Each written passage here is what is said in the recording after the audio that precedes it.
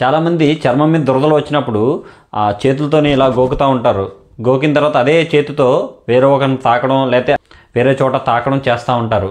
తాకడం వల్ల నార్మల్గా వచ్చే ఇచ్చింగ్ చిన్న చిన్న చెమట పట్టినప్పుడు గాలి తగిలినప్పుడు వచ్చే ఇచ్చింగ్ పర్వాలేదు, కానీ స్కిన్ ఇన్ఫెక్షన్ ఉంటే కనుక అలా చేయడం వల్ల ఇమీడియట్గా ఒకరి నుంచి ఇంకొకరికి, ఒక చోట నుంచి ఇంకొక చోటుకి ఒళ్ళంతా పాకే అవకాశం ఉంది. దయచేసి ఎప్పుడైనా స్కిన్ ఇన్ఫెక్షన్ ఉంటే చేతులతో తాకకండి డైరెక్ట్గాని. అలాగే ఈ అమ్మోరు గాలి జల్లింది, అమ్మోరు పూసింది అంటూ ఉంటారు కదా, అవి కూడా ఒక రకమైన స్కిన్ ఇన్ఫెక్షను. సో దానికి మందులు ఉంటాయి, వ్యాక్సిన్స్ ఉంటాయి, వేసుకోండి.